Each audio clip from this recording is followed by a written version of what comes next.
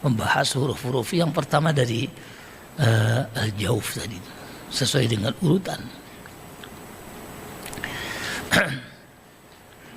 Memang agak sedikit susah menggambarkan tentang al-jauf, tetapi sebetulnya saya ingin terlebih dahulu menjelaskan tentang proses penyuaraan, proses terjadinya suara, munculnya suara itu dari mana ya. Ini yang penting bagi kita untuk mengetahui proses penyuaraan. Sebetulnya proses penyuaraan itu dari nafas yang dikeluarkan dari paru-paru. Nafas dikeluarkan, kemudian nafas ini nanti akan membentur kemana? Ketika nafas itu dihembuskan kuat, ya, itu nanti akan membentur, bisa membentur ke tenggorokan tadi, bisa membentur ke lidah tadi, bisa membentur ke bibir. Nah, nafasnya. Lah untuk yang pertama yang al-jauf nanti itu nafas itu akan membentur kepada udara.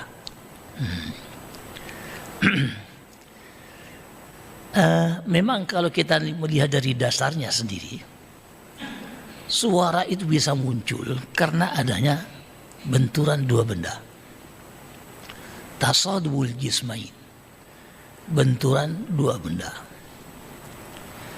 Ya, benda apa saja kalau kita secara umum suara itu akan muncul dari benturan dua benda.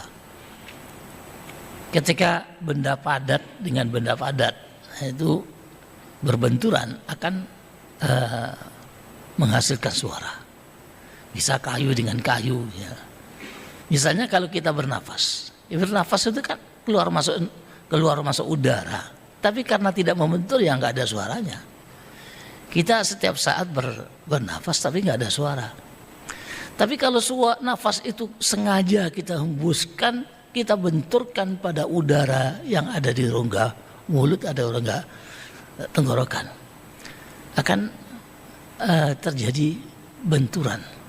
Udara membentur kepada udara, angin membentur kepada udara. Angin itu kan udara yang bergerak. Angin yang dimaksudkan ketika nafas itu kita hembuskan dengan kuat, nanti akan membentur pada udara, akan menghasilkan suara. Ya. Kenapa bisa suaranya bisa keras? Karena ada pita suara. Pita suara itu yang akan membantu untuk bisa mengeraskan suara. Hasil dari benturan antara nafas yang ada di paru-paru mengudara itu. Barangkali kita bisa membayangkan ketika ada terowongan. Terowongan itu kita masuki angin atau ada angin yang masuk ke terowongan. Itu nanti akan bunyi gitu ya.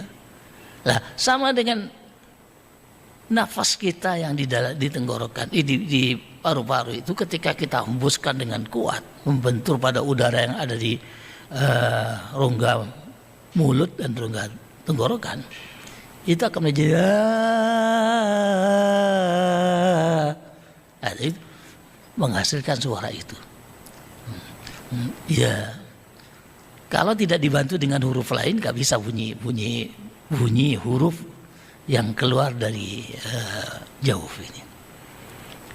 Ya, huruf yang dimaksudkan adalah huruf panjang.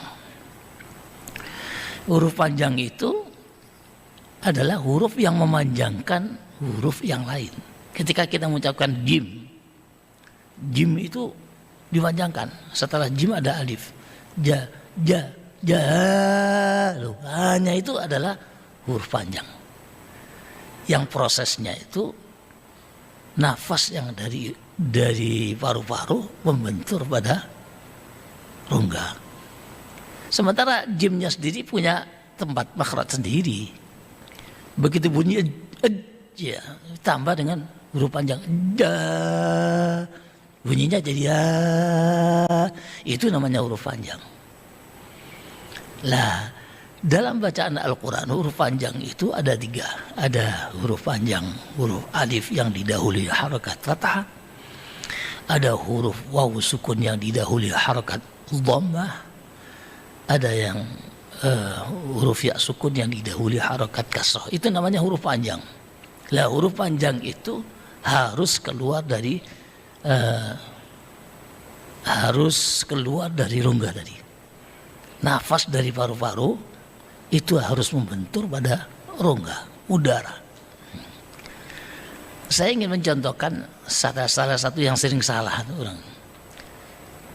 Misalnya wal 'adiyati dhabha, ada e-nya, itu berarti kan rongganya menyempit. Rongganya dipersempit oleh tenggorokan, sehingga nafas yang dari paru-paru bukan membentur pada udaranya, tapi membentur pada dinding tenggorokannya. Sering ada orang-orang nggak sadar mengucapkan wal 'adiyati dhabha fal muriyati qadha. Ada-nya itu huruf hamzah, itu bukan huruf panjang. Huruf panjangnya adalah itu. Itu huruf itu keluar dari, sehingga kita bisa meneliti orang mengucapkan wadduha, itu salah, itu bukan, tidak bisa mengucapkan huruf panjang, ya.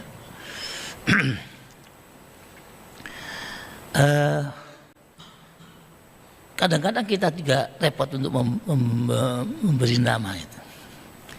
Harokat itu sendiri sebetulnya itu bagian dari nama. Huruf-huruf yang lain yang bukan huruf mat, ya, itu semuanya kalau dibunyikan ya tetap tidak ada harokatnya. Jim misalnya itu, ba misalnya itu aja. Lah, ketika dimasuki harokat fathah jadi ba lah. Huruf harokat fathah itu adalah setengah mat, ya, setengah mat. Jadi mat yang hanya separuh, tidak dipanjangkan, karena sebetulnya huruf panjang itu harus dipanjangkan dengan ukuran 2 harokat normalnya. Kalau masih setengah harokat itu ya namanya harokat, bukan mat. Ya. Kalau mat ya harus 2 harokat. Tapi yang namanya harokat itu ya setengah mat. Cara mengucapkannya juga dengan rongga yang terbuka tadi itu. Ketika kita mengucapkan ha misalnya, ha gitu ya, itu sebetulnya ha itu menggunakan makhraj atau alat ucap dinding tenggorokan bagian pangkal, bagian dalam dinding tenggorokan paling bawah itu huruf ha. Lah, cara mengucapkannya dinding tenggorokannya itu dipersempit. Ya, dinding tenggorokan itu mempersempit, menonjol sedikit gitu ya. Begitu menonjol, maka angin yang dari paru-paru itu akan membentur pada dinding tenggorokan yang menonjol tadi itu. Bunyinya ha gitu ya. Seandainya tidak ditonjolkan jadi gitu huruf panjang. Jadi huruf panjang kalau tidak ditonjolkan. Pokoknya semua alat-alat ucap yang ada di mulut itu, apakah lidah, apakah tenggorokan, apakah langit-langit, apakah gigi, itu kalau semuanya itu kalau dipakai menghadang nafas akan menghasilkan bunyi suara, bukan suara huruf panjang. Karena suara huruf panjang itu harus terbebas dari anggota-anggota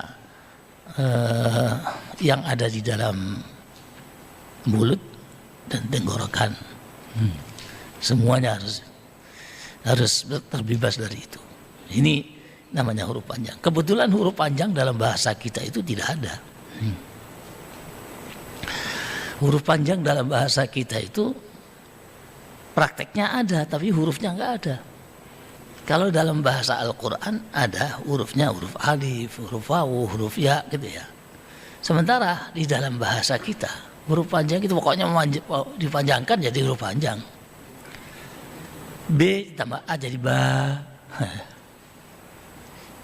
Kalau kita misalnya tolong itu kan ada huruf panjangnya ong ya. Ya, tapi huruf L-nya itu huruf lam dalam bahasa Al-Qur'an. Itu punya makhraj sendiri. Setelah lam itu ditambahi dengan huruf O ya. Jadi itu huruf panjang namanya. Dalam prakteknya bahasa kita itu ada.